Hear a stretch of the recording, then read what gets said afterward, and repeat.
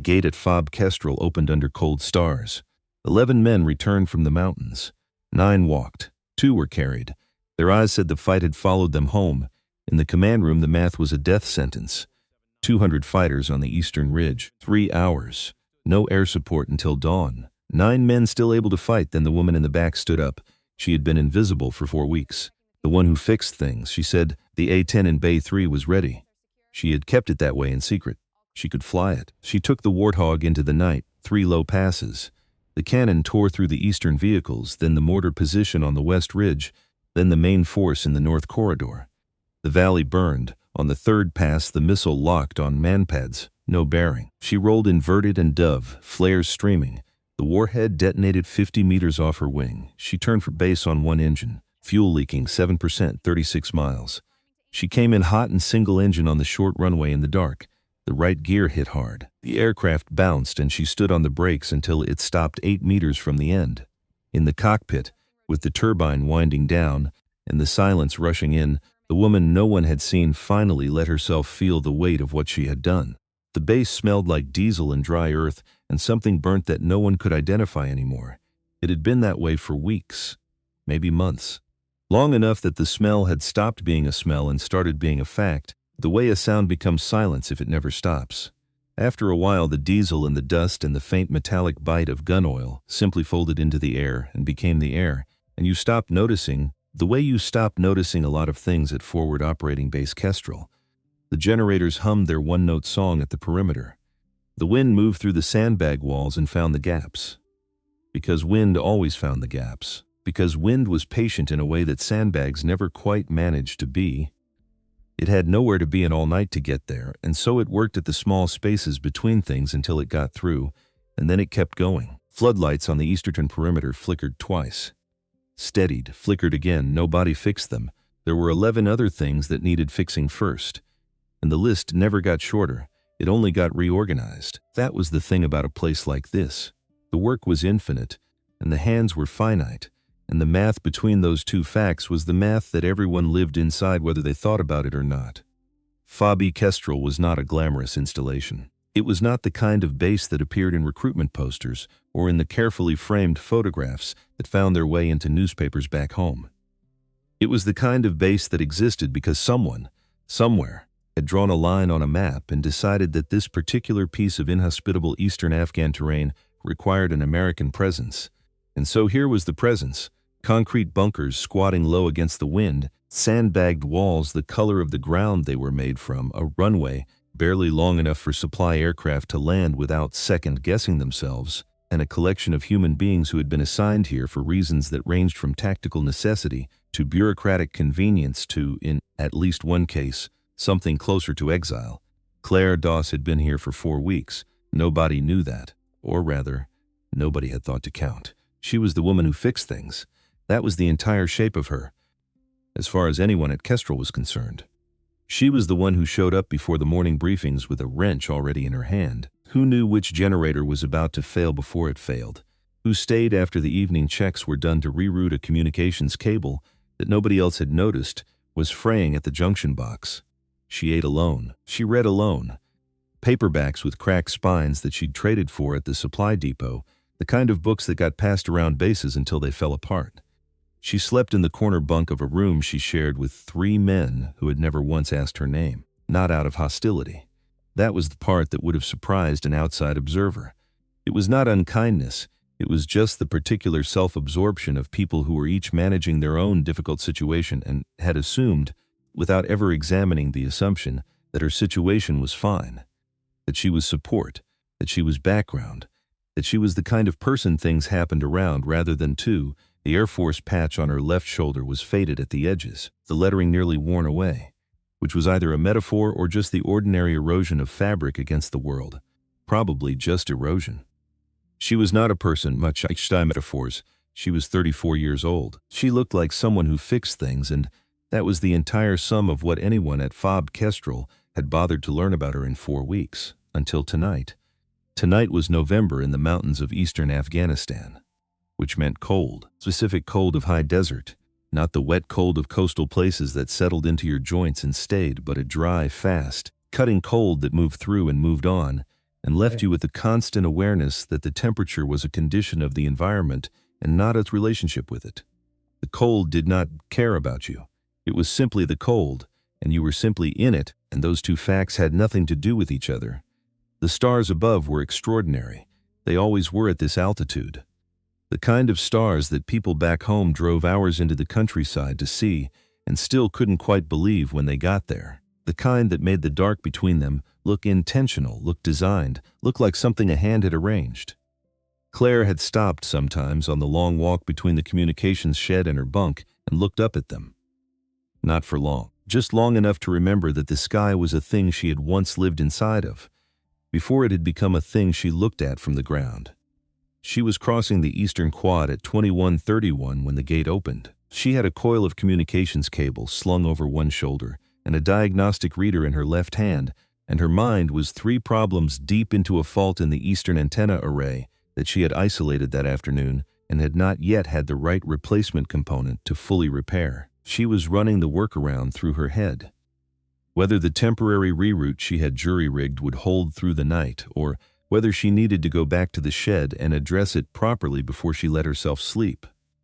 She was not thinking about the gate, and then the gate opened, and she stopped walking, because what came through it was not a supply vehicle, was not a scheduled return, was not anything that had been written on the board in the command room the last time she had walked past it. An hour ago, on her way to check the array, what came through the gate was what was left of 11 men. She counted without meaning to, without deciding to. The mind did that with certain things, flagged them as numerically important, and counted them before conscious thought had time to weigh in on whether the counting was a good idea. 11 had gone out. She knew that. She had been in the shed when they staged that morning, had heard the vehicles, had registered the number the way she registered everything, automatically, in the background. 2 were being carried. 9 came back walking. And walking was a generous word for what some of them were doing. They moved in the shuffling, heavy-booted, half-collapsed way of people who had been running and fighting and bleeding for hours, and had now, all at once, simply stopped doing those things. Stopping had left them with nothing but gravity and forward momentum and the muscle memory of putting one foot in front of the other.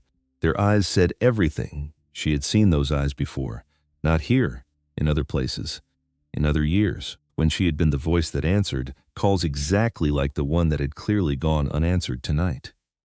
When she had been the thing in the sky that arrived for men who looked like this, men in the worst hours of their lives, men who had run out of every option except the hope that someone would come. She knew what those eyes meant. She set the cable down on the ground next to the perimeter wall. Carefully, the way you set something down when your hands need to be empty for whatever comes next, even if you don't yet know what comes next. She looked at the men filing through the gate. She looked at the mountains behind them, black against the star-thick sky, and she understood, before any specific information reached her, before anyone said a word, that the night was not over, that whatever had happened out there in the dark had followed these men home, that it was, even now, regrouping somewhere beyond the perimeter, and that it would come. She did not know yet that she would be the one to answer it, but something in her, some part that had been asleep for a year, that had been packed away in a hangar in the dark with a grounded aircraft and a flashlight and 21 nights of quiet, methodical work, something in her woke up and began, very quietly, to get ready. The command room was concrete and fluorescent and too small for the weight of what had just walked into it. Maps on the table, weighted at the corners with whatever had been close to hand, a radio battery, a coffee mug gone cold hours ago, fixed blade knife someone had set down and not picked back up. Radios in the corner, their indicator lights steady and indifferent. A dry erase board on the wall with coordinates written in 3 different colors that no longer meant what they had meant that morning, that were now just marks on a board, the residue of a plan that the day had erased more thoroughly than any cloth could. The smell in here was different from the smell outside. Outside was diesel and dust. In here was sweat and gun oil and copper, the specific, unmistakable atmosphere of men who had been in close contact with violence and had carried it back with them into an enclosed space where it had nowhere to go, and so it stayed, thick in the air, in the back of the throat. Commander Ray Halston stood at the head of the table, 46 years old, 22 years in. A face that had learned over those 22 years the difference between not performing what you felt and not feeling it, and had learned to do the first thing while never quite managing the second. His hands were flat on the map. His eyes moved across it with the deliberate, unhurried attention of a man who was not looking at the map for information but for something to rest his eyes on while the harder work happened somewhere behind them.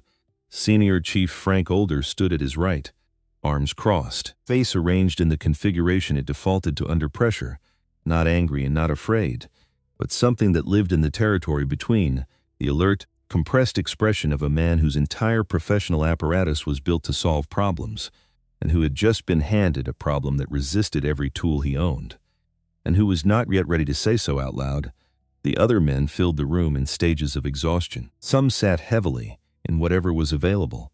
Some leaned against the walls because leaning was easier than standing, and standing was easier than the admission that sitting would have been. One, Private Elliot Vane, 23 years old, the youngest man in the room by a margin you could feel, sat in the corner with his left thigh wrapped in a field dressing that was darker than a field dressing should be. His eyes were half open. Lips moved around words that didn't have enough air behind them to become sound. His hands rested loose in his lap. The hands of someone who had used them all the way to the end of what they had, and was now simply letting them rest, because there was nothing left to ask of them. Halston spoke. Intelligence has eyes on a consolidating force. Eastern Ridge, approximately 200 fighters, vehicle-mounted weapons. Mortar capability, he paused, not for effect, just because the next part required its own breath, and he was a man who gave hard things their own breath. Estimated contact window, 3 hours. Possibly less. No one spoke because the math was immediate, and the math was ugly. And every man in that room had already run it before Halston finished the sentence, the way you couldn't not run it once the numbers were on the table. 9 men still able to fight. Maybe 25 minutes of sustained fire between all of them. If they were careful, they were lucky if they made every round count. No extraction window until 060, and 3 hours, possibly less, until 200 fighters with vehicles and mortars came down off that ridge and through the perimeter that the floodlights couldn't even keep lit. 3 hours was not a 600. 3 hours was not a solution. 3 hours was a sentence. Older uncrossed his arms. Closest air support, 90 minutes. Minimum. Halston's voice was flat, factual. Flatness was its own kind of mercy. It took the panic out of the words by refusing to put any in. Weather system moved in over the valley at 2100. Everything out of Bagram is grounded until it clears, and it's not clearing tonight. Older said nothing, because there was nothing to say that the room didn't already know, and Older was not a man who filled silence for the comfort of filling it. The generator outside shifted pitch, held, settled. The fluorescent light on the left side of the room did its half-second buzz. The buzz it always did, the one everyone had stopped hearing, and then went quiet. The radio in the corner produced a fragment of static that rose and resolved into nothing and fell away. Halston straightened, and then he asked the question, the one nobody expected, the one that had no business being asked in a room full of SEALs at a forward operating post in the mountains of eastern Afghanistan, where the men were trained for water and demolition and the close, controlled, arm's-length work of the ground, and where the sky was something that other people, somewhere else, were responsible for. He asked it anyway, because desperation asked questions that hope wouldn't. Is there a combat pilot in this room? Real silence. The kind with texture to it. The kind that pressed back against the ears. A few of the men glanced at one another. Reflex, not hope. The eyes moving toward a sound that wasn't there. The body's automatic search for an answer it already knew didn't exist. Older let a breath out slowly through his nose. One of the younger operators shifted his weight from one foot to the other and then went still, because even that small movement felt wrong in the stillness of the room. Halston let the question sit 1 second, 2, 3. And then, from the back left corner of the room, there was the smouldry sound of someone rising from an equipment case, and Claire Doss stood up. Nobody saw her stand. That was the thing that would stay with them afterward, in the days when they tried to reconstruct the exact shape of the night. One moment she was not standing, and the next she was, as if the act of rising had taken place in the space between one heartbeat and the next, in the gap where no one happened to be looking. She had been sitting on an equipment case she'd dragged in earlier that evening because there had not been enough chairs, and she had not wanted to make a thing of not having a chair. The diagnostic reader was still in her hand. Smear of hydraulic fluid on her right forearm caught the fluorescent light, the Air Force patch on her shoulder. Faded but there, she said, "I can fly, sir." Words not loud, not performed. not the voice of a person auditioning for a role she wanted. Just clear, level, almost flat tone of a fact being stated because a question had been asked and the fact was the answer, and stating it was simply the correct thing to do. The room did not erupt. What happened was smaller than that, and, at the very same time, larger. Every set of eyes in the room moved to her and stayed, and behind every set of eyes, a mind did the thing minds did when incoming information collided with an existing category. It scrambled to reconcile what it was seeing with what it had assumed, scrambled to find the place where the wrench and cable woman and the words "I can fly" could occupy the same space. It could not find that place. Not immediately, which meant they had been wrong about something, which meant everything was about to change. Halston's eyes had not left her. "What do you fly?" he said, unhurried. The voice of a man who had learned, over 22 years, that urgencies and speed were not the same thing, and that the difference between them had saved more lives than either alone. 10 Thunderbolt, Claire said, and something moved through the room. Not a sound, not exactly a movement. Something between them, the atmospheric shift of a dozen men simultaneously revising an assumption they had not known they were holding, because they knew the A-10. Every one of them knew the A-10. Not from flying it, none of them had ever flown anything, but from being on the ground beneath it, which was a different and deeper and more permanent kind of knowing. It was the knowing that lived in the chest, the memory of a morning, in a valley, in a country that did not want them, when everything had been going wrong and the radio had been full of bad news and the ammunition had been running thin, and then a sound had come over the ridgeline, low, guttural, unmistakable, and the warthog had come in, ugly and slow and loud, and it had opened up, and the world had simply rearranged itself around the fact of its arrival. Ugly plain, the manuals said, slow loud. Unglamorous, the men who had been saved by one said other things. Older's arms came uncrossed, slowly.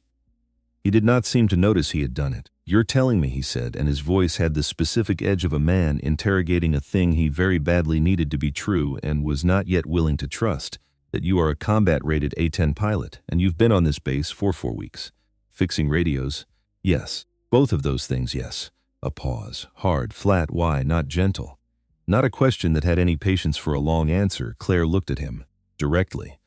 The way she looked at things that did not frighten her, which by now was most things. "That's a different conversation, Chief," she said. "And we have 3 hours." Older opened his mouth and closed it, because she was right and he knew she was right. And being right was, at this exact moment, more important than his powerful and specific need to understand the thing he did not yet understand. Halston looked at her a moment longer. The way he looked at things he was deciding about. He was not studying her for weakness. He was not waiting for the flinch, the crack, the tell. He was looking for the other thing. The quality he had seen maybe a handful of times in 22 years. The quality that told him whether what stood in front of him was the performance of a thing or the thing itself. He thought he saw it. He was not certain. But 3 hours did not leave much room for certainty. "Tell me about the aircraft," he said. Followed was not gentle. Older was not a gentle man when lives hung in the balance, and right now 9 of them did. He was a precise man, a thorough man, a man who had watched people come apart under pressure enough times to have built, over the years, finely calibrated instrument for telling the difference between the performance of confidence and the real and quiet thing itself. And he turned that instrument on her now, without apology, because the apology could come later if he was wrong. And if he was right, no apology would be needed, because she would have already made the point for him. "How many combat hours?" he said. "Total flight or combat?" "Combat, 63 close air support missions. 41 in active contact environments." No hesitation between the question and the answer. The numbers came out, the way numbers come out of someone who has not had to look them up in a long time because they live just under the surface. Older's jaw shifted. "Last flight, 3 weeks ago. A beat. Here." Said, "Here." And the room recalibrated. You could not hear it and you could not quite see it, but you could feel it. The way you felt a change in pressure before a storm. Something that had been fixed in one position shifting, incrementally, toward another. "You've been flying," Older said slowly, "off of this base." "For 3 weeks not flying," Claire said. "Maintaining. Running systems. The aircraft has been on the ground the whole time. But I've been in the cockpit nearly every night, learning her, fixing her." "What aircraft?" "There is an A-10 in Bay 3. She said it plainly, the way you'd report the weather. "It was flagged for decommission 10 days ago. I submitted a maintenance assessment requesting it be retained." A pause. "The request was not approved." Another pause. just as even. Nobody read it. Halston spoke for the first time since the table. What condition is it in? Airworthy, no hedge, no qualifier, no softening, both engines are serviceable. I replaced 2 hydraulic lines last week. Avionics are functional. The weapons system needs a 5-minute arming sequence once she's powered up, but it's operational. Fuel state is full, she held Halston's eyes. I top her off every week. Older stared at her. You top off a decommissioned aircraft, he said. Every week, yes, without authorization. The fuel and the parts are all logged under general equipment maintenance, she said. Every requisition is in the book, Chief. Just not the book anyone thought I was reading. Older's jaw tightened. There was something in his face now that was not quite anger. It was closer to the specific frustration of a man whose categories were failing him in real time, who was being made to revise something he had been very comfortable not revising. Why, he said. Why all of it? Why maintain an aircraft nobody asked you to maintain, that nobody knew about, that you had no business touching? Why do that every night? For 3 weeks.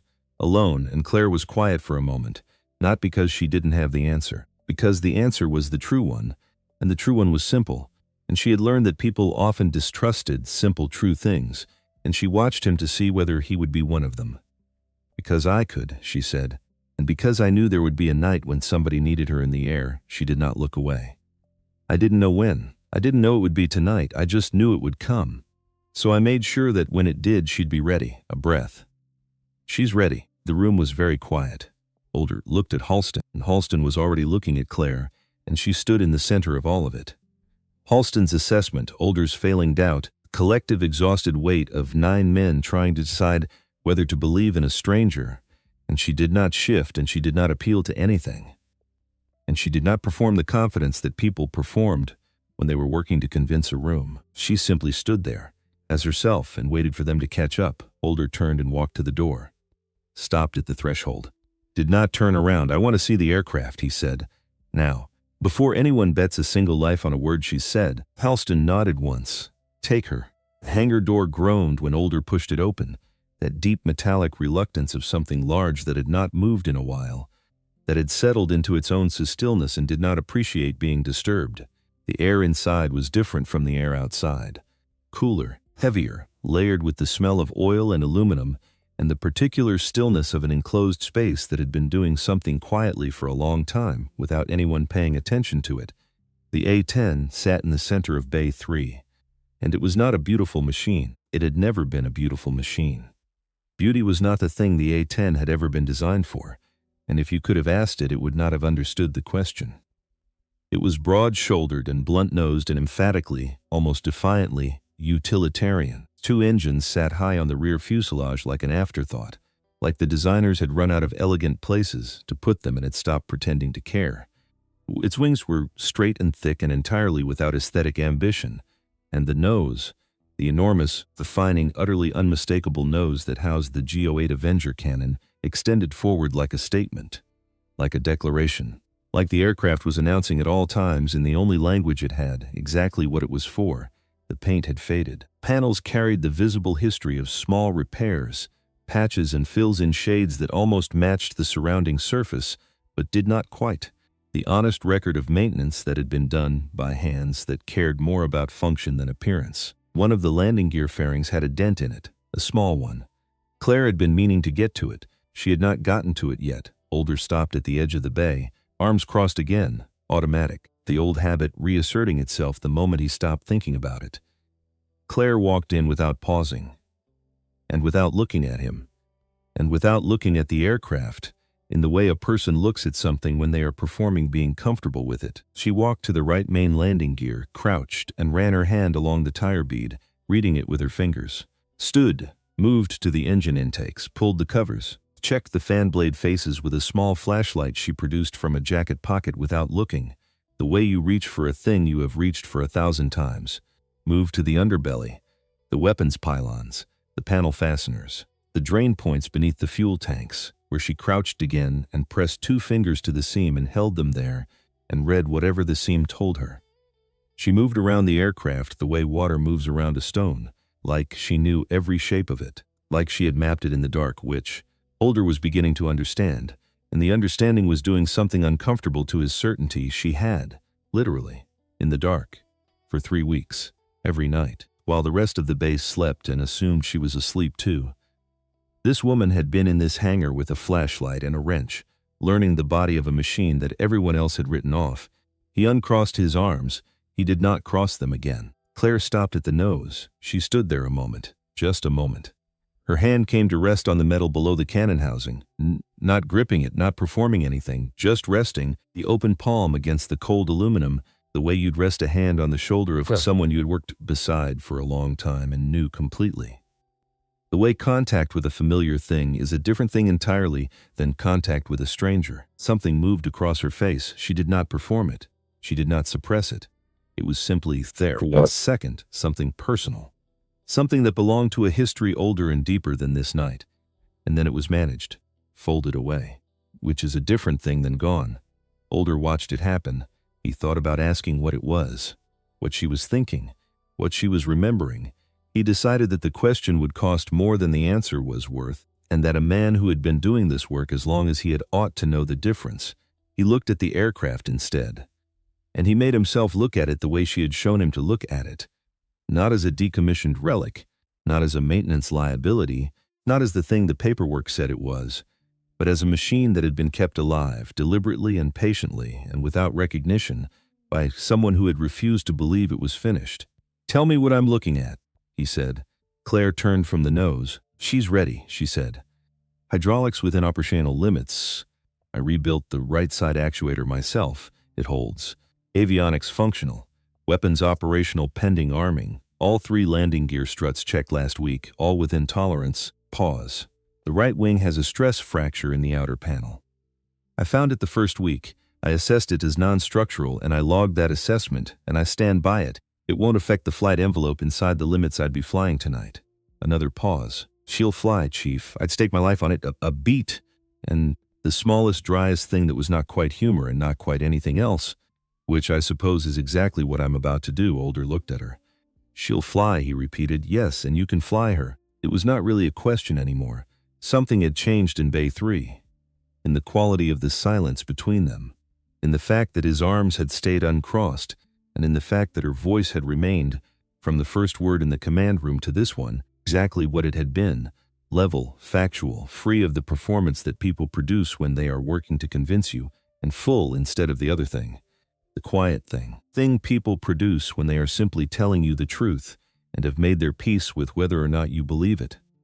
"Yes," she said.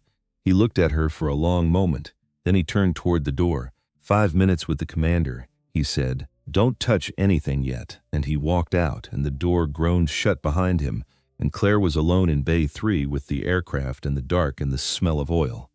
And with everything she had been and everything she had lost, and everything she had spent 21 nights quietly preparing to be again.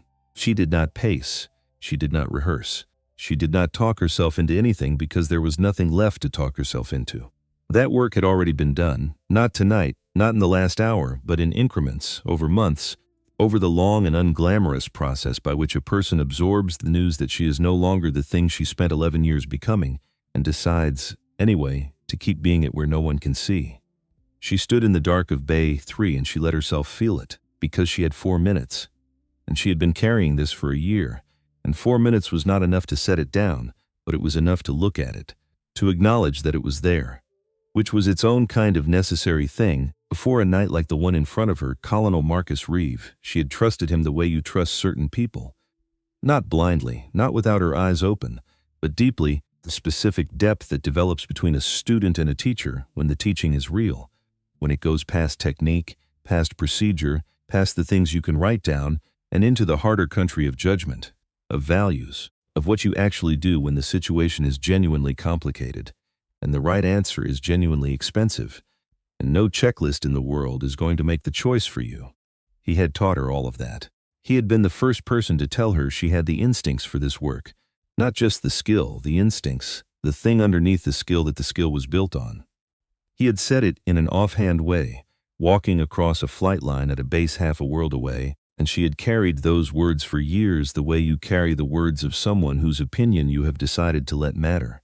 And then one afternoon, in a debriefing room that smelled like burnt coffee and old anxiety, She had told the truth about a decision he had made, a decision that had sent a crew into a situation they had told him, clearly and on the record, that they were not equipped for.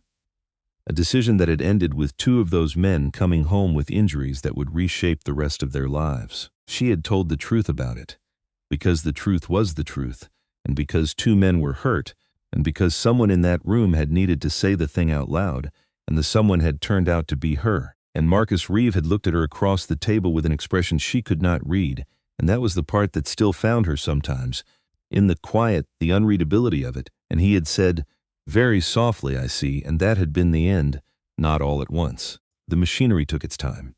Machinery always did. Reports were filed, assessments were written. And her fitness report, the one that would follow her from that day forward, the one that would sit in her file and speak for her in rooms she would never be in, described a pilot who demonstrated instability in high-pressure command environments. A phrase chosen with care, a phrase that meant nothing anyone could disprove and implied everything that needed to be implied. A phrase that did with quiet bureaucratic efficiency exactly what it had been built to do. She had the evidence. She had the flight logs. She had the briefing records. She had the crew chief who had stood in the room and heard every word of every exchange and would have told the truth if anyone with the power to matter had asked him. She chose not to use any of it, not because she was afraid. She wanted to be clear with herself about that, even now, even here, because it would have been easy to let it become a story about fear, and it was not that story. She chose not to fight because she had understood, with a clarity that had surprised her at the time, because it arrived without anger, arrived calm and complete and final, that the system would believe him and not her, that fighting would cost her years, that at the end of those years she would be at best footnote and a case number in a file that almost no one would ever open, and she was not willing to be a case number. She was willing to disappear for a while to somewhere small and forward and forgotten, where the work was unglamorous and the hours were long, and nobody asked questions and nobody knew her name. Where she could be useful in the specific quiet way of a person who fixes things. Where she could wait, without knowing what she was waiting for, only that the waiting itself felt like the one honest thing available to her. She had not known she was waiting for tonight. But she had been every night in Bay 3, with a flashlight and a wrench, and the strange, real companionship of a machine that everyone else had given up on. Every morning when she filed maintenance logs under headings that were technically accurate and deliberately uninteresting. Every week when she topped off the fuel tank of an aircraft that no one was flying, because she believed, in the wordless way you believe the things you can't quite explain and can't quite stop believing, that one day it would matter. It was mattering now. The door opened. Halston came in, alone. Not with Older, just him, his boots on the concrete in that deliberate, unhurried step that had not changed all night and she suspected did not change for much of anything. He stopped a few feet from her. He looked at the aircraft. Then at her. "I had someone pull your record," he said, "while you were out here. 63 missions, 2 tours. 4 letters of commendation from 4 different ground unit commanders," a pause, and then a transfer request with no stated reason. Fitness report that doesn't match one single other thing in the file. He did not make it a question. But it was a question. "It won't affect my flying," Claire said. "I didn't ask if it would." Silence between them was different from the silences that had come before it tonight. Smaller. More careful. The silence of 2 people standing close to something true and deciding, together, how near to it they were going to step. Somebody needed to carry something. Claire said at last, "I let them. And then I left." A pause. "That's the short version." Halston was quiet a moment. "Is the long version gonna change anything about the next 3 hours?" "No, sir." "Then we'll leave it where it is." He looked at the aircraft again. That long, assessing look. The look of a man weighing a decision he had, in some deeper place, already made, and was now simply confirming against the evidence in front of him.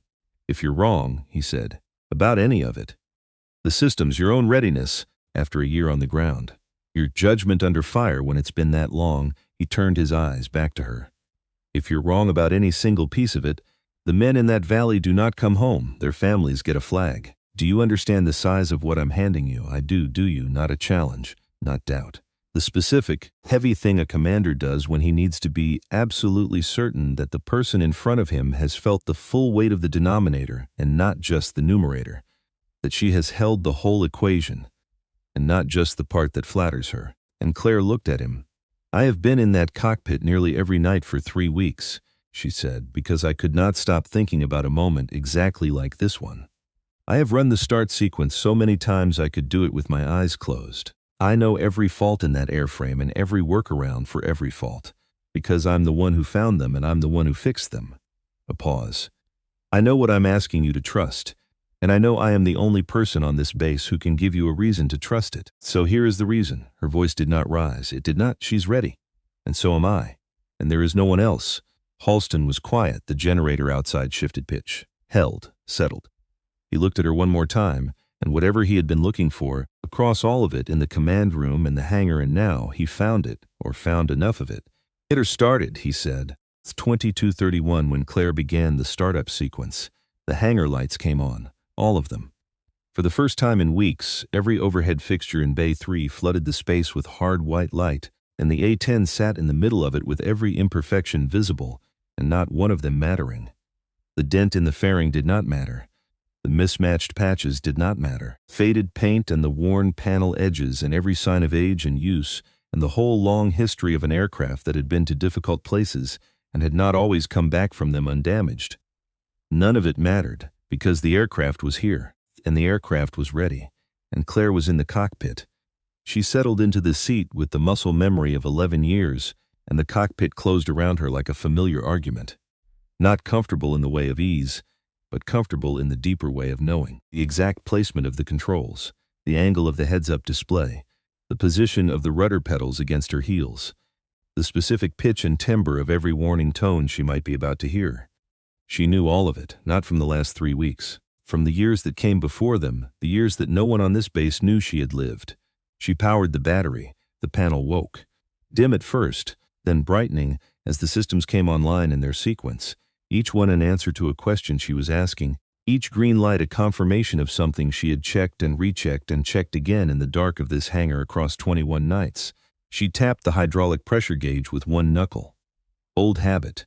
The needle jumped, then held. Good. Right engine first. She advanced the throttle to the start position and engaged the starter. The turbine began to spool, slowly the way cold metal begins to move when it is asked to remember what it is for, and then it coughed. Once. The cough of an engine that had been sitting too long, that was waking from something close to sleep, that needed one breath to find itself. And then it caught. The turbine climbed through its registers and found idle and settled there. Sound of it, that particular sound, that low, full-throated, deeply physical sound of an A-10 engine at idle, filled the hangar and did not stay in the hangar.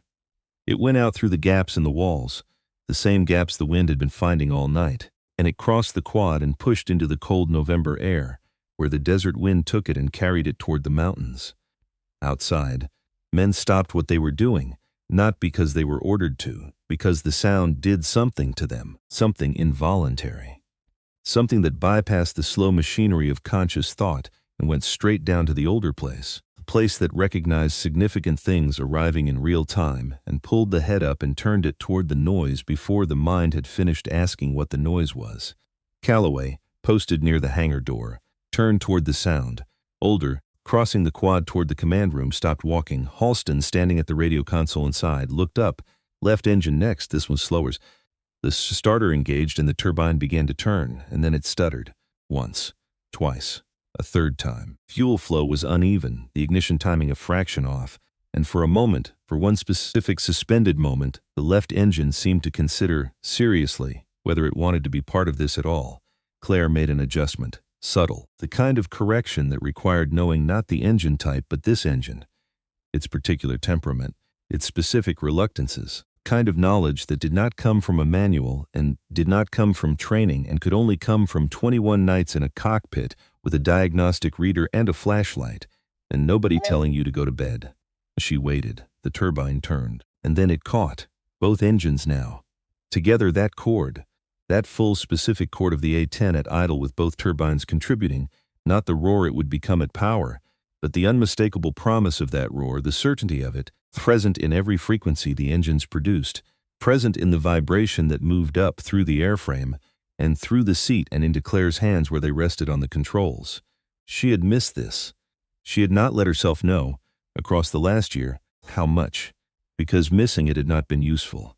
Missing it had been the thing you packed away, because the packing away was the only way to keep functioning.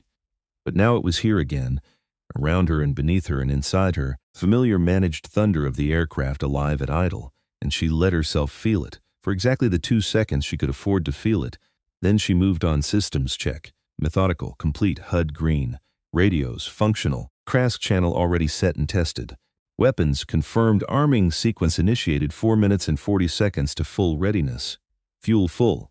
Hydraulics nominal. Landing gear 3 struts 3 green. She keyed the mic. Hammer base Valkyrie. Systems green. Ready to taxi. Halston's voice came back without delay. Valkyrie, hammer base. Copy. The runway is yours. A pause. And then quieter, off the script. Godspeed. She advanced the throttle. The A-10 rolled forward. Out of Bay 3. Out of the hangar. Into the November night and the cold and the wind, and onto the runway that stretched ahead of her, short, amber-lit, pointing straight at the black wall of the mountains. On the tarmac, men had gathered. Some had come out without deciding to, if the engine sound had moved their feet on its own. They stood at the edges of the runway and watched the aircraft taxi, and felt the vibration of it come up through the ground into the soles of their boots. And nobody spoke, because there was nothing to say that the aircraft was not already saying more clearly than words. As it rolled through the dark toward the threshold, Older stood at the runway's edge. He watched her taxi into position, watched the engines begin to spool, watched the airframe tremble with the power it was being asked, for one more moment, to hold in restraint. Calloway appeared at his shoulder. "You think she can actually do this, Chief?" Older watched the runway lights begin to slide past as the aircraft started its roll. "I think," he said, "that she has been getting ready to do this for a very long time."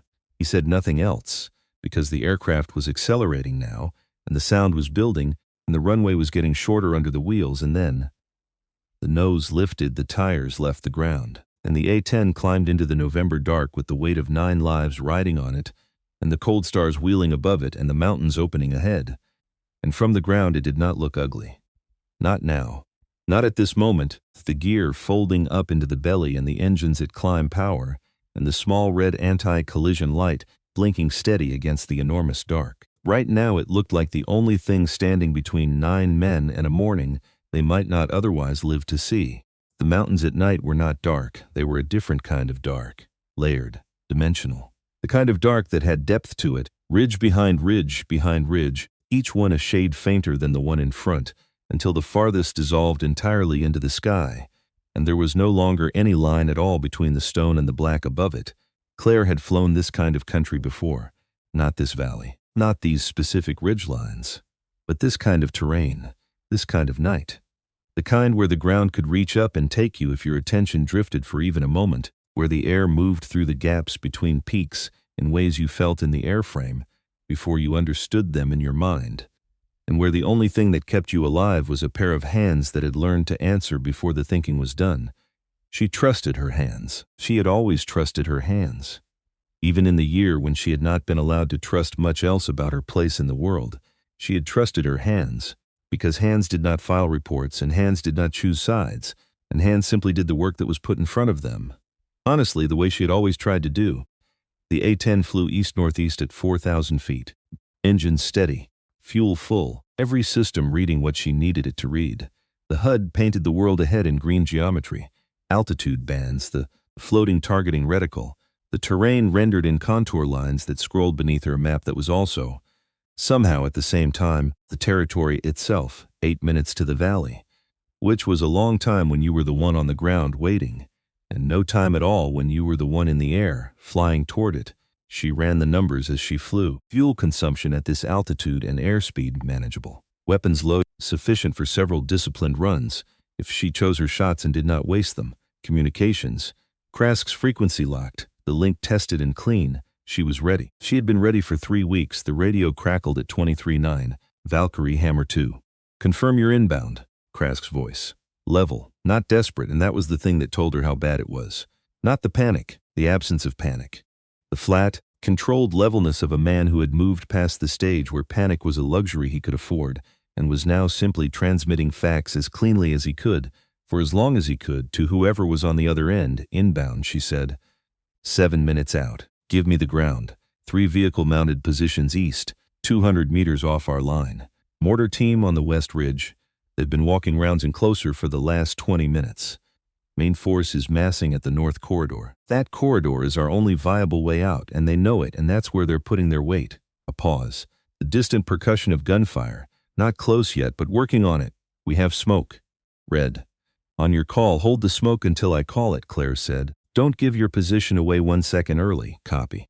Holding. She checked the targeting display. East. West Ridge. North. 3 problems, 3 solutions. She would take them in order, and she would not rush, and she would not waste a single thing. She was, and the thought came to her with a quality she had not expected, something close to a strange calm. Exactly where she was meant to be. Not in the grand sense, not destiny, not arrangement, not anything with a capital letter. In the smaller and more practical sense, a person who had prepared with great care for a specific kind of moment, now finding herself standing inside the exact moment the preparation had been for. 3 weeks of systems checks, 21 nights in a dark hangar, 1 year of being invisible, all of it, every quiet, unwitnessed hour of it. Pointing here, to this cockpit, these mountains. This night, she pushed the throttle forward, and the A-10 answered the way it always answered, immediately, completely, without hesitation or qualification or any sign that it remembered it had ever been written off. And she flew it into the mountains like she had always known the way, because she had. The valley opened beneath her at 2316, hammer 2. Smoke.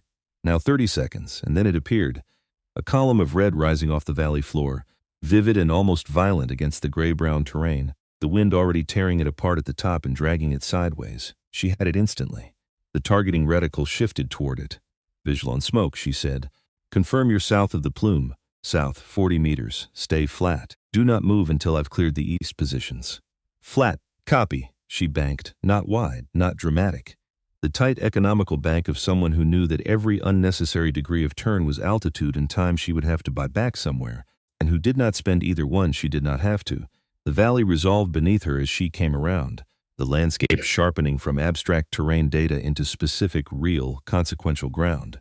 She saw the vehicle positions, 3 of them, the eastern edge of the valley floor.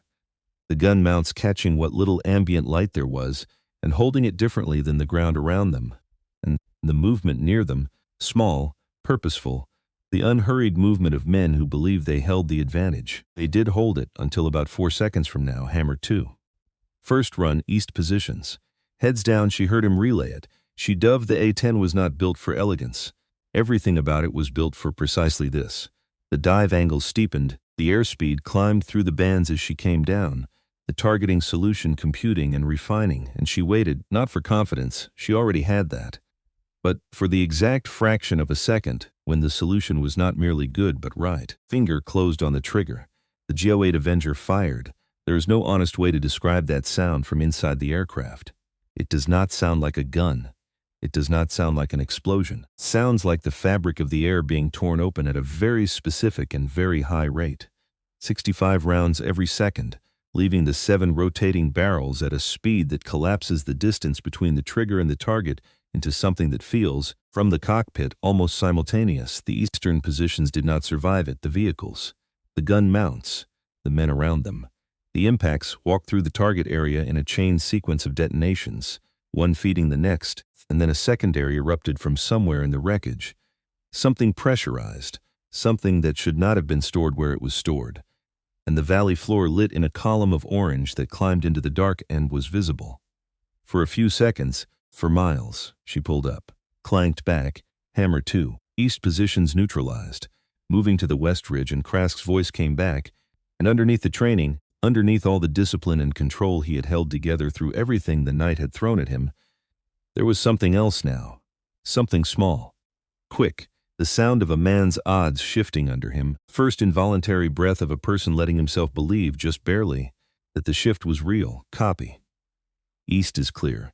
The west ridge was 300 meters of broken rock rising at a hard angle off the valley floor. The mortar team was not visible, dug in, which meant she was hunting the wrong things and needed to hunt the right ones. Heat, disturbed ground. The small wrong details that a concealed position surrenders to anyone who knows the specific shape of what to look for. She knew the shape there, 80 meters below the ridgeline crest. The faint thermal bloom of a position that had been firing recently and had not had time to cool.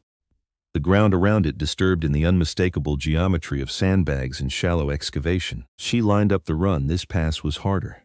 The angle was tighter, and the Ridge threw a shallow mask across the approach that complicated the firing solution for the first heartbeat, and then stopped complicating it because she adjusted, the way she had adjusted for 100 shallow masks across 63 missions, the way you adjusted for things that the simulator could never quite teach you, and only the real thing ever did. The cannon fired, the Ridge lit up, and then it kept lighting up. Secondary detonations as the mortar rounds in the position cooked off in the heat, which told her she had been close enough for the heat to reach the ammunition, which was as precise as the night and the terrain were going to allow. She climbed, hammer 2. West Ridge neutralized, a pause on the channel, confirmed. I can see it. Another pause, shorter, rougher. They were walking those runs right onto us. Another 10 minutes and they'd have had us.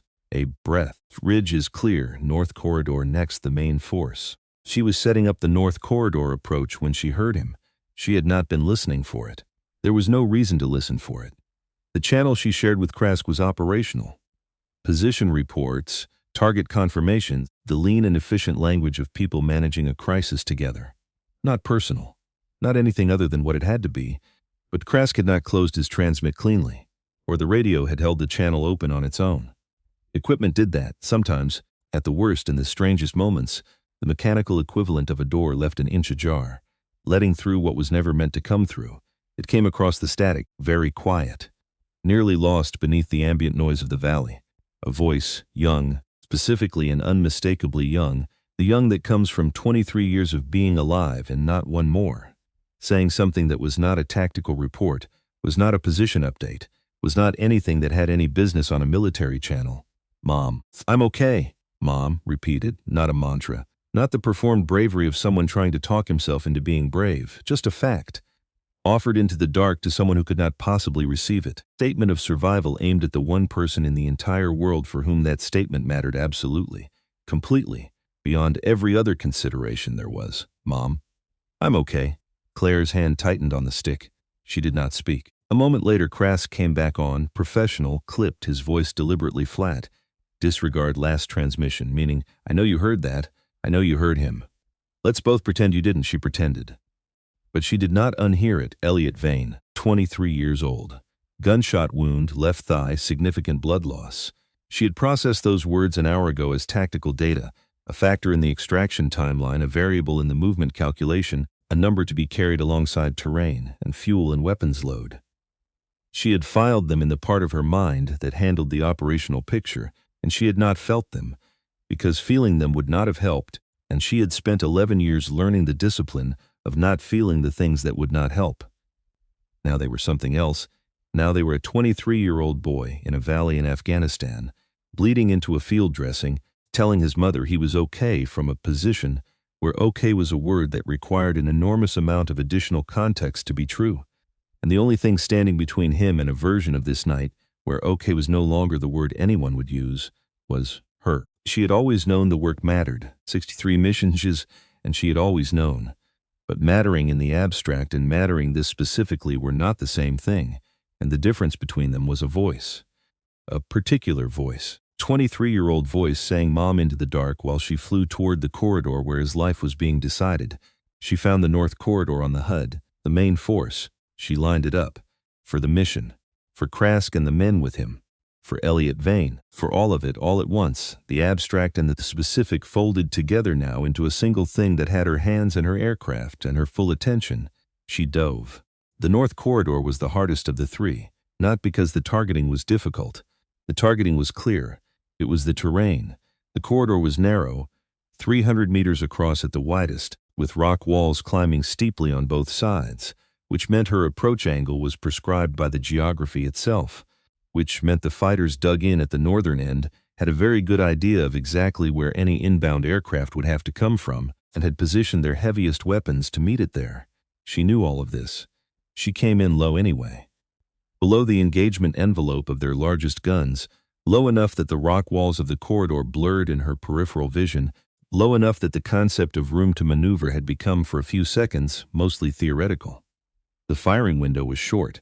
She had one clean pass at the main vehicle concentration, and she took it without hesitation, and the GO-8 walked through the northern positions in a line of fire that turned 3 seconds into something that felt like one, and left the lead element of the main force, in a condition that would no longer interfere with anyone's way out. A fuel truck caught. Fireball was significant. She climbed up through the heat of it, the aircraft buffeting in the rising air, and leveled off above the valley. Hammer 2. North Corridor lead element destroyed. Anything still active at the north end? Krask. Wait one. She circled. And from above she could see the valley the way you could only see a thing from above, whole at once in its changed entirety, the eastern positions gone. The west ridge dark and silent. The northern exit blasted open where there had been a wall of fighters minutes ago. The enemy's organized, vehicle-supported, methodically tightening formation broken now into individuals. Still dangerous, but differently dangerous, the kind of dangerous that 9 SEAL operators with their remaining ammunition could manage on their own 2 feet. Krask came back. North Corridor is the clearest it's been in 4 hours. We can move. Stand by, Claire said. One more pass to push back anything in the corridor approaches before you commit your people. I don't want them caught in the open. Copy. Standing by, she set up the approach, and that was when it came. Not a radar system. A manpads, shoulder-launched, an infrared seeker in the nose tracking the heat of her engines. The kind of weapon that a patient man with good eyes and the discipline to wait could use to devastating effect against a low-flying aircraft committed to a predictable line. Someone down there had been patient. Someone down there had watched her first runs, and counted, and waited. The missile warning system screamed, and the module that should have given her the bearing and range to the launch point. The one module she had been nursing along all night. The one that had been running at the very edge of its tolerance since she'd pushed it through the initial check. The one fault in the airframe she had found and flagged and not been able to fully fix in 3 weeks. That module went dark. Not all the way dark, just enough. Just the precise and specific amount of dark that meant she had the warning tone but not the geometry. She had the threat, she did not have the direction, which was fine. Okay, fine, because she still had her eyes. She looked, left nothing. Right there, the smoke trail. Thin and white and already curving toward her, the seeker head having found its target and committed to it. Flares. She punched the release and rolled hard right in the same motion, and the flares spat out behind her. Burning magnesium, each one a false sun built to convince the seeker that it had found the hottest thing in the sky and ought to go there instead. The missile followed one for a moment, and then it didn't. The seeker was better than she had accounted for, newer, and the valley's thermal environment was a mess of competing heat, burning vehicles, hot rock, the lingering signatures of her own strikes. And the flares were trying to be convincing against too much background noise, and they were not quite winning. The sea held her. 3 seconds, maybe less. She broke. Not a procedure. Not a decision that traveled the full distance through conscious thought. Her body made the call before her mind had finished reading the inputs. Rolled the aircraft fully inverted, the sky suddenly below and the valley floor suddenly above, and pulled hard toward the earth, trading altitude for airspeed in a nose-low dive that was going to bring her very close to the terrain very quickly. The G-forces were not comfortable. They were not designed to be the edges of her vision, grayed, not black, gray. That specific narrowing tunnel of high G that she had trained for and lived through dozens of times. The body's warning that it was managing, but managing at the absolute limit of managing, that there was not 1 ounce of margin left past this. She released a second burst of flares at a different angle, a different signature. The valley floor was coming up fast. Very fast. The ridgeline was close on her left, and the gap between continuing this maneuver and becoming a permanent part of the landscape was narrowing with every fraction of a second. And in that gap, in that gray, compressed, nearly weightless instant where she did not know if the next second existed, the thing rose in her, not a thought, older than a thought, down in the bone ugly plane, slow plane.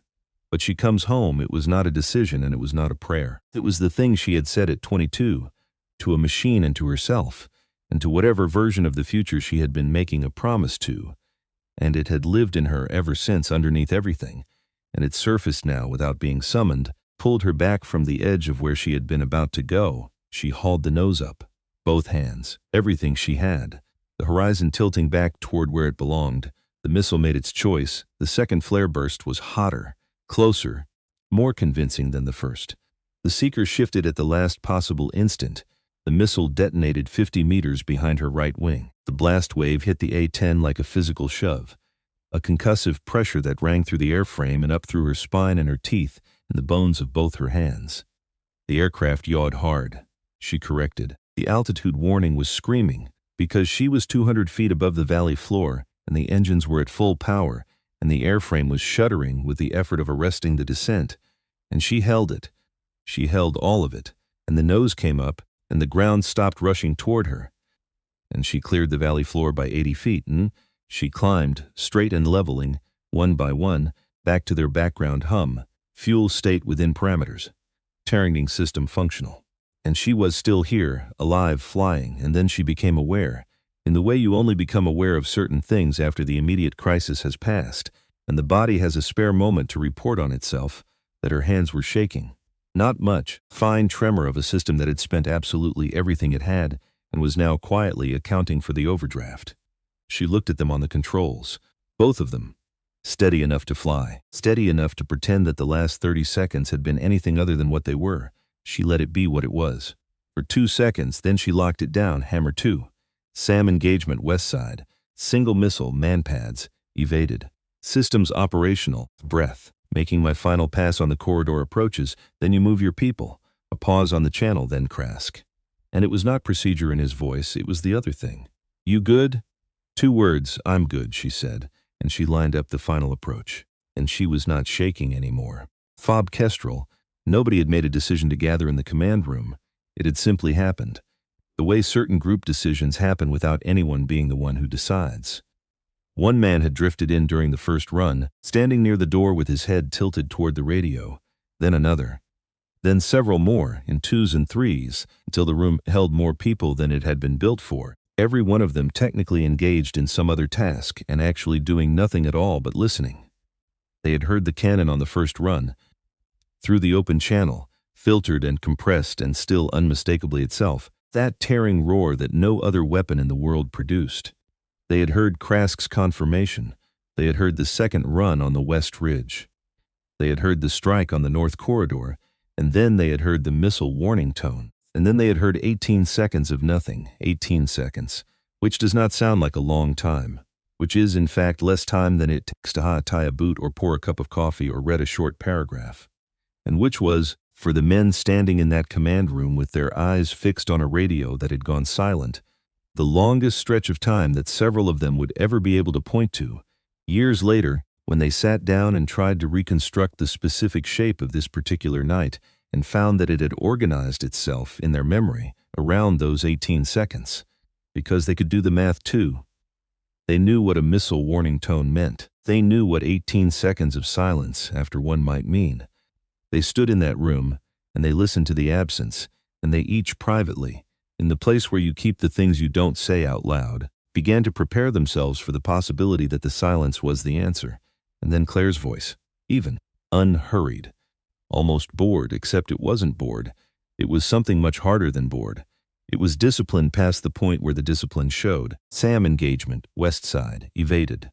Systems operational, hard, on the nearest crate. As if his legs had been waiting for permission and had just received it, Older did not sit down. Older stood at the radio console with the handset at his side, and he let what had nearly happened arrive in him fully, which was not a thing he often allowed. He was a man who stopped calculations at their necessary conclusion and did not run them past it, because running them past it was not useful, and Older did not do unuseful things. But he ran this one all the way through. He let himself stand for a moment in the version of the night where this missile had not missed, where the 18 seconds had not ended, where the next transmission had been silence, and then more silence, and then the slow administrative machinery of accounting for a loss. He stood in that version for exactly as long as it took to feel it, and then he set it down, and he picked up the radio. Valkyrie. This is Older. A pause. Chief, tired. Honest. The voice of a person who had not been pretending all night and was not going to start now, who did not have the spare capacity for pretending and would not have spent it on him if she had. Older had prepared something operational and tidy and safely within the boundaries of what a senior chief said to a pilot over a radio, about runway configuration, about emergency services, words that would convey support without quite being the other thing he also by now meant. The prepared words went away. We've got the runway lit, he said, and the crash crew standing by. You're going to have everything you need when you get here. Copy. Thank you. A pause. DOS. Chief, and what he wanted to say was, I was wrong about you, specifically, measurably, in the way that cost something. I looked at you 4 weeks ago and I decided what you were before I asked what you could do, and I have been carrying that decision around ever since like it was a fact, and it was never a fact. It was just a thing I found convenient to believe, and I am sorry, and I don't know how to say any of this over a radio. What he said was, just fly the airplane. He released the transmit. He stood there. The operator at the adjacent console was very carefully not looking at him. Older looked at the radio in his hand. He had been wrong before in his career, wrong in ways that had consequences, wrong in ways he had been able to fix, and wrong in ways he had not. But this particular wrongness had a texture he was not used to, because it had not been corrected by him. It had been corrected by her despite him, around him, without his help or his permission or his acknowledgement, in a dark hangar night after night, while he slept and assumed she was nobody. That was the part that sat differently. That was the part he was going to carry. She was always going to be right, he said quietly. To no one, to the room which had gone very still around him, every man in it pretending he had not heard. I just didn't see it. He put the radio down. He turned to the crash crew coordinator runway lights at full intensity. All of them. Every single one. His voice was back to what it normally was, the blunt instrument of it, but there was something underneath it now that had not been there at the start of the night. And I want the emergency vehicles at the threshold. Not the midpoint, the threshold. When she comes in, I want the first thing she sees to be that we were ready for her. The coordinator moved. Older turned back to the radio, and he listened, and he waited. And he did not pick it up again, because there was nothing more to say that would not have been an insult to the woman flying a damaged aircraft home through the dark, and a man could show his support, sometimes, best of all, by knowing when to keep the channel clear. The left engine went quiet at 23:52, not with drama, not with the spectacular cascade of warnings that the training films used to dramatize a catastrophic failure. Just. The turbine wound down through its registers in a descending tone that she felt in the airframe more than heard in her ears. And then the asymmetric thrust asserted itself and the aircraft began to yaw toward the dead side. And she corrected. Right rudder, right aileron. And the A-10 settled into single-engine flight with the specific, stubborn, almost personal reluctance of a machine that had been designed, from the first line of the first drawing, to survive exactly this. It could fly on one engine. That was the whole genius of it. That was the thing the fighter pilots laughed at and the ground troops prayed for. A machine built not to be elegant but to be impossible to kill, built to take the hit and keep flying, built to bring its pilot home through damage that would have ended anything sleeker. She had practiced single-engine approaches 14 times in the simulator, twice in an actual aircraft, never at night, never after 90 minutes of low-altitude combat flying, and 2 missile evasions and a firing sequence that had put the surviving engine through stresses the maintenance logs were not going to enjoy reading. Never with a fuel state that was doing what this fuel state was doing. But it could fly, so she flew it. She ran the numbers. Valley to base air 36 nautical miles fuel, 7% and falling, not in a steady line, but in the non-linear way that fuel falls when there is a leak feeding into the equation, the small consistent loss from the bullet strike in the right wing adding itself, drop by drop, to the burn, single-engine consumption at this altitude and this airspeed, a number she knew precisely, because she had looked it up, specifically, during one of those 21 nights in Bay 3, not because she had foreseen this exact circumstance, but because she had believed, always in being thorough, in knowing the things that could be known before the moment when you needed to know them and no longer had time to look. The math worked barely, with no margin, none. No room for a deviation, a headwind, an unexpected demand. Nothing but the most direct possible line from here to that runway and the most efficient possible profile the entire way. She keyed the mic. Hammer base. Valkyrie left engine secured. Single engine configuration. Fuel state 7%. Inbound a pause. Longer than standard, then Halston. Copy Valkyrie. Say again fuel state 7%. Decreasing. Distance to base 36 miles. She could hear him doing the math. She had already done the math. The math was not comfortable and it was not impossible. And those were 2 entirely different categories, and she intended to stay on the right side of the line that separated them. Runway lights are at full intensity, Halston said. Emergency services standing by at the threshold. Understood. Valkyrie, sir. A beat. Come home, he said, which was not a tactical instruction, which was not a command in the formal sense, the sense that regulations recognized. It was the thing you said when the operational language ran out, and what remained underneath it was just the truth of what you meant, the oldest instruction there was, the one that predated every manual and every rank. "Yes, sir," she said, and she flew 23 miles. Fuel at 4%, she was going to make it. She was going to make it, or she was not going to make it, and both of those were genuinely possible. She had made her peace with both of them somewhere over that valley when she had decided to stay until the last man was out. So there was no fear now. There was no room for fear, and there was no use for it, and there was some strange way she could not have explained to anyone who had not been here, almost a kind of peace. Just her, and the aircraft, and the dark, and the single steady engine, and the line home. The runway lights appeared at 12 miles, 2 rows, yellow-white, steady. Someone had fixed the eastern perimeter lights in the last 2 hours while she was gone. The lines converged ahead of her in the geometry of approach, in the visual language of landing that a pilot learns so early and so deeply that it stops being knowledge and becomes instinct, becomes a thing the body recognizes the way it recognizes a face it loves. She had never been so glad to see anything in her life. She kept that contained because there were still 12 miles, and the approach. And a single-engine landing at night on a runway that was short for this aircraft under good conditions, and these were not good conditions. And the right main gear, the instrument panel was beginning, very quietly, to suggest might want some attention. She checked it, acknowledged it, flying, kept, the line home held. Valkyrie. 10 miles out, confirm approach, 10 miles, confirming, single engine, requesting an extended final. I want a long, flat approach. I don't want to be fixing anything close to the ground. You have it. The runway is yours, no other traffic, no other anything. Just you. She began her descent. The A-10 in single-engine configuration handled differently.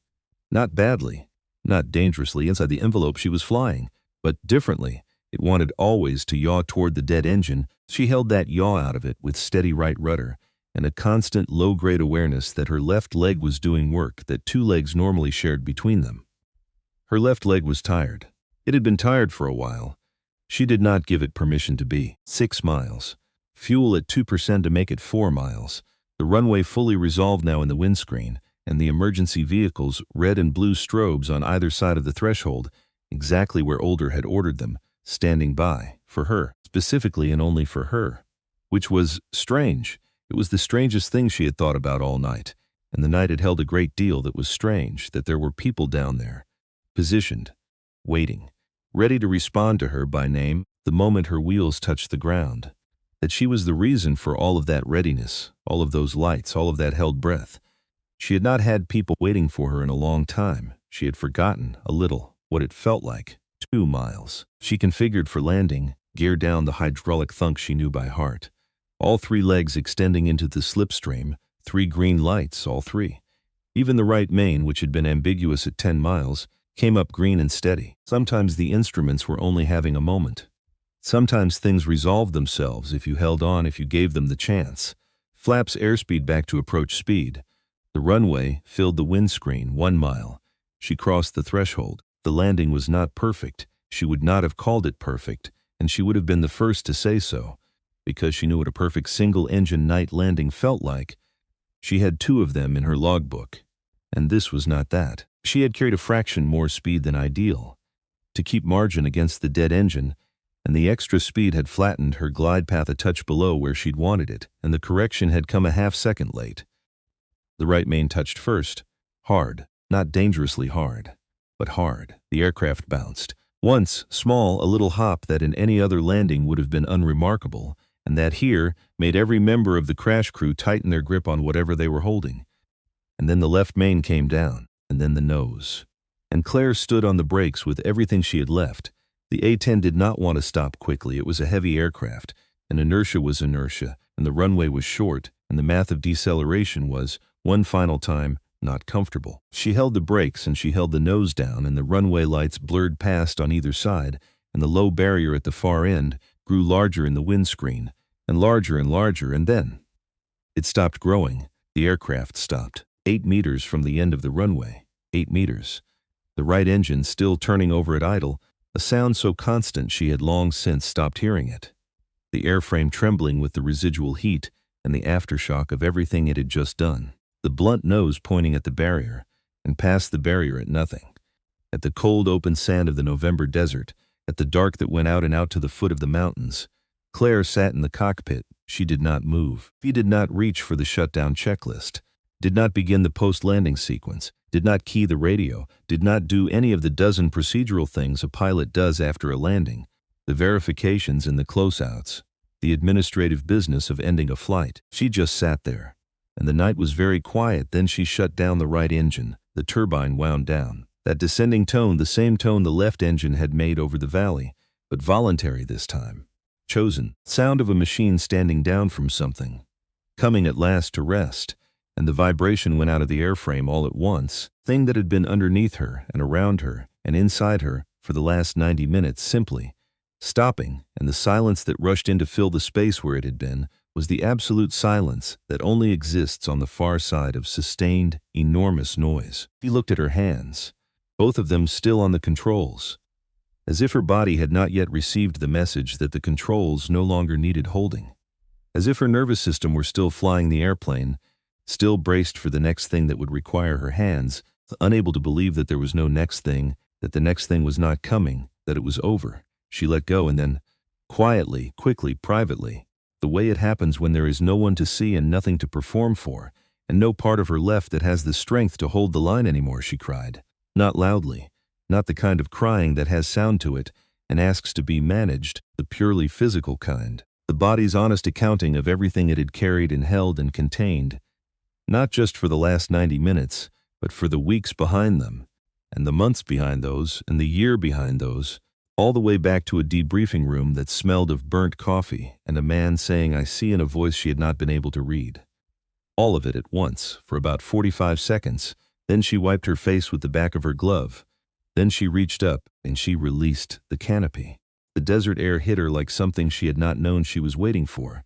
Cold, dry, carrying the smell of sand and altitude, and from behind her, the last traces of engine heat dissipating into the dark. She sat on the canopy sill for a moment, one leg still inside the cockpit, one already on the boarding ladder, and she breathed it, just breathed it.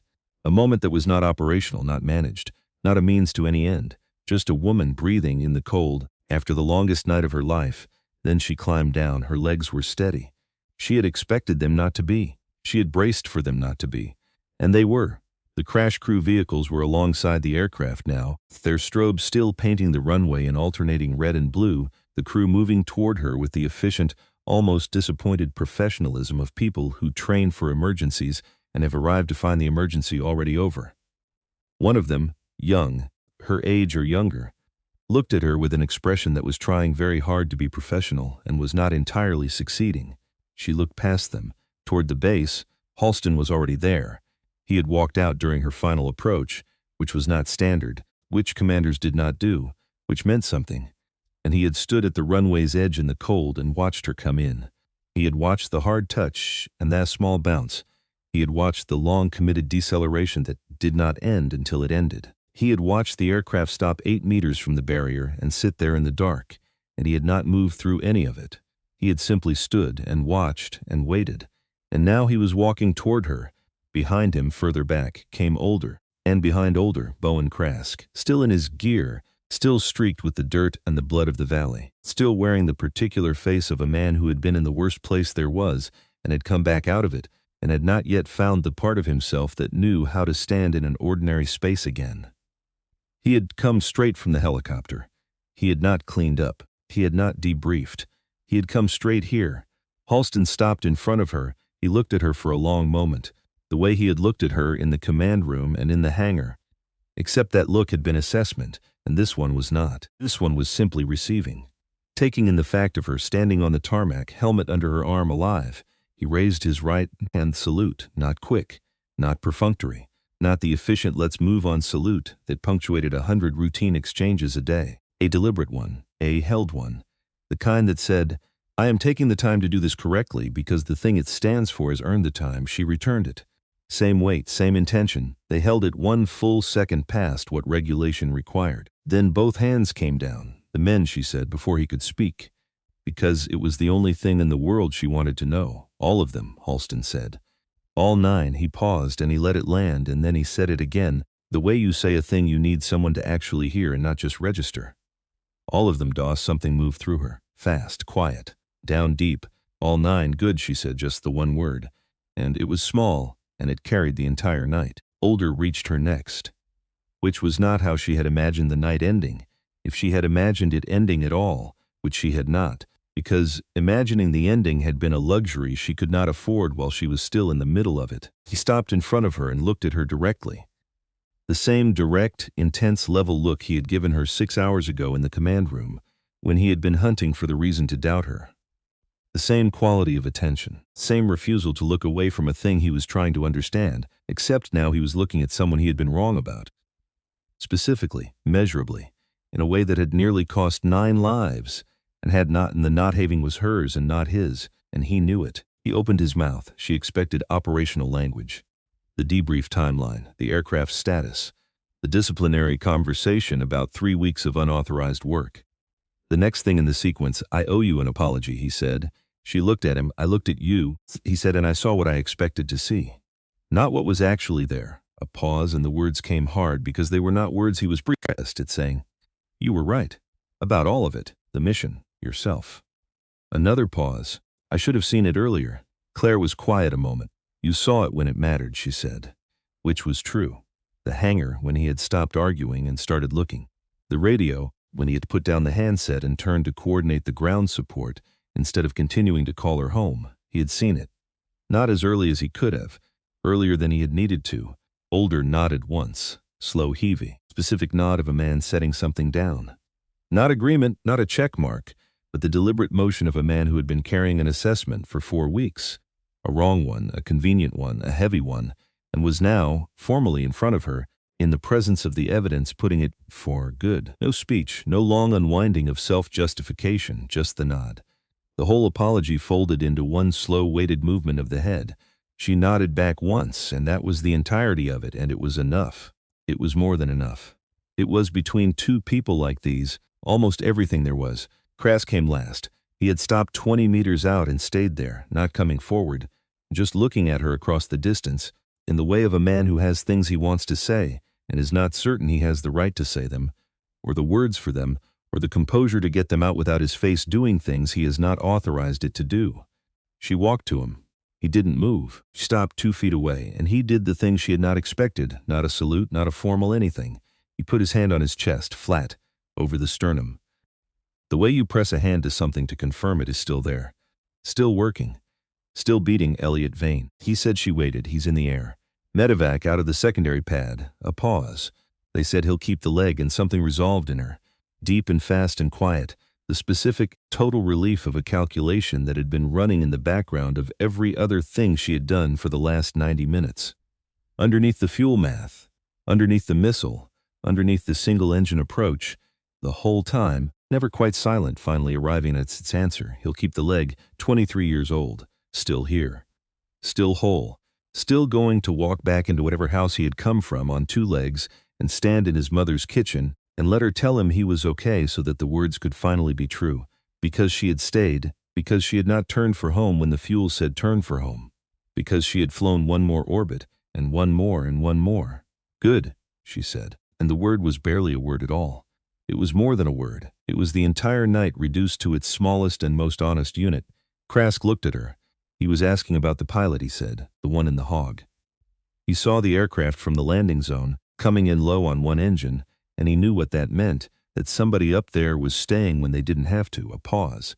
He kept asking. And I didn't know what to tell him. Tell him she heard him, Claire said. Krask went very still. For a moment, he'll know what that means, he asked quietly. She looked at him, and she thought about a voice in the static. Mom, I'm okay, Mom. A door left an inch ajar at the exact moment it needed to be. He'll know, she said. Krask held her eyes a second longer. The way you look at something you are committing to actual memory. Not the impression of a thing, but the thing itself, because you understand you will need to be able to find it again, accurately for the rest of your life. Then he stepped back. He put his hand over his chest once more, and he turned, and he walked toward the base, and the dark took the shape of him in. She stood on the runway alone. The strobes had stopped. The crash crew had packed their equipment and driven back to their station. Halston had gone inside. Older had gone inside. Krask had gone inside. The runway was just a runway again, lit by the sparse amber of the ground lighting, ordinary in all the ways it had not been ordinary an hour ago. She turned and looked at the A-10. It sat where it had stopped. 8 meters from the end of the runway, in the same posture it always held, broad-shouldered, blunt-nosed, asserting itself against the ground the way it always did, as though the idea of looking unimportant was a thing it had simply never considered, and would not have known how to begin. The right wing panel carried a long score from the bullet strike. She could see it from here, the damaged surface catching the amber light differently than the intact panels around it. The left engine nacelle was dark and cool, the engine inside it silent now for the first time in nearly 2 hours. The aircraft had taken everything the night had to give, and it was still here. She walked to it. She put her hand on the fuselage, below the nose. Same place she always put her hand when she approached this aircraft. Across 21 nights of darkness in Bay 3. Across the 3 weeks no one had known about. The 3 weeks that had made this entire night possible. The metal was still warm. The residual warmth of engines that had been working. That particular warmth of aluminum that has been asked to do something and has done it. She pressed her palm flat against it.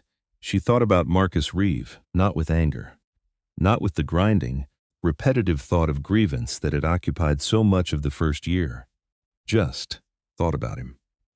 The way you think about something that turned the whole direction of your life, once you are finally far enough past it to look at it without standing inside it. He had ended her career in one context. And in doing so, without knowing it, without intending it, without sparing it a second thought. He had created the conditions for this. He had put her in a hangar in Afghanistan with a grounded aircraft and 3 weeks of unwatched evenings, and a body of knowledge no one at this base had known she carried. He had given her the specific, total obscurity that had made tonight possible. He had made her invisible. And invisibility, it turned out, had its uses. She was not grateful to him. She wanted to be honest with herself about that, even now, even here, because it would have been easy to let it soften into gratitude, and it was not gratitude. But she was interested. In the strange, textured, unsentimental way that actual lives actually work, where the thing that costs you everything in one place turns out to be the exact thing that makes you capable of everything in another, and there is no lesson attached, no neat moral, just the fact of it, just the way it went. She took her hand off the fuselage. She stood there. And the sky to the east was changing, not quickly. It never happened quickly. The slow, almost imperceptible transition that began a full hour before any direct light arrived. Black thinning to indigo, indigo deepening for one strange final moment before it began at last to give way. The mountains were visible again, still dark, still the shapes they had always been, but present now, distinct against the lightening sky, emerging from the night the way things emerge from it, not all at once and not for any audience, but steadily. The patient indifference of terrain that had been here long before anyone arrived to look at it, and would be here long after the last of them was gone. She heard footsteps, one set. She did not turn around. Older stopped beside her. Not close, not distant, just there in the pre-dawn quiet, looking at the same mountains. They stood there a while, neither of them spoke, and after a time Halston appeared on her other side.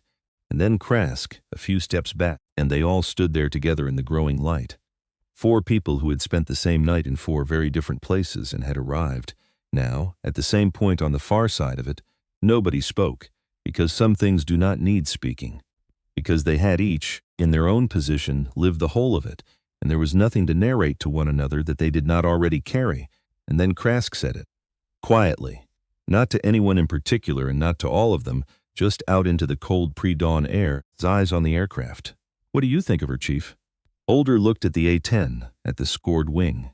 The dark left nacelle, the mismatched patches running along the fuselage, the enormous, blunt, unbeautiful cannon nose pointed east toward the mountains. The aircraft that had been invisible for months in a hangar nobody opened, and that tonight had been the only thing in the entire sky that had mattered. He was quiet for a long moment, and then the first thin sliver of direct light broke over the eastern ridge, pale gold, the very first light of a November morning in 2003, and it fell across the A-10's fuselage and the torn wing and the heavy, indispensable nose, and it caught the aircraft and held it, and for a moment the whole battered machine was lit from the side in gold. Older said quietly, "Ugly plane, a pause, slow plane, a pause, but she comes home," and the light grew. Not dramatically, not all at once, the way dawn grows. Steadily, patiently, with the quiet confidence of something that has been doing this every single day since long before anyone was here to watch it and intends to keep doing it long after. Claire did not react visibly. She did not turn toward Older, did not answer, did not perform anything at all. She stood with her hand at her side and her eyes on the mountains and the first gold of the morning on her face, and she let the words arrive, because she knew, without looking, without needing to look, that Older had not in the end only been talking about the aircraft, and she let her palm press once more, just slightly against the warm metal of the fuselage. Not a gesture for anyone, not a thing to be seen. Just a hand, resting briefly on a machine, the way you rest a hand on someone you have come a long way beside. She thought about Bay 3, the dark, the flashlight, the smell of oil and aluminum. The first night she had walked in with a diagnostic reader and a stubborn refusal, and looked at an aircraft that everyone else had given up on, and understood, without being able to say exactly how, that it was not finished. That it had something left in it. She had believed the same thing about herself, on the hard nights, and there had been many, in the long invisible year. She had held on to that belief the way you hold on to something in rough water, not gracefully, not with certainty, just holding, just refusing to let go. She had been right, not about everything, not about how it would look, or when it would come, or what it would cost her to be ready for it, but about the only thing that had ever actually mattered, that there would be a night like this one, and that when it came, she would not be found wanting. She was not found wanting. She took her hand off the fuselage. She picked up her helmet from where she had set it on the wing root, and she turned toward the base, not hurrying, not performing anything, not carrying the weight of the night as a thing to be shown, just walking, a woman walking back across a runway in the first light of morning, helmet under her arm, her boots certain on the tarmac, her shadow stretching long and clear behind her toward the aircraft, sitting silent in the gold. She had work to do. She always had work to do, and she was still here to do it. Behind her, the men stood and watched her go, and none of them said a word, because everything had already been said. The morning came up over the mountains the way mornings come up in that country, fast and cold and without sentiment. The turned gold. The sky turned the specific high, clean blue of the desert at dawn. The generators at the perimeter hummed their one steady note, the same note they had hummed all night, the same note they would hum tomorrow. Forward operating base Kestrel. On a short runway in the mountains of eastern Afghanistan, in the early light of a November morning in 2003, an A-10 Thunderbolt sat 8 meters from the end of the runway, with a torn wing and a cold engine and the quiet, undeniable presence of something that had been asked to do an impossible thing, and had done it, and had come home.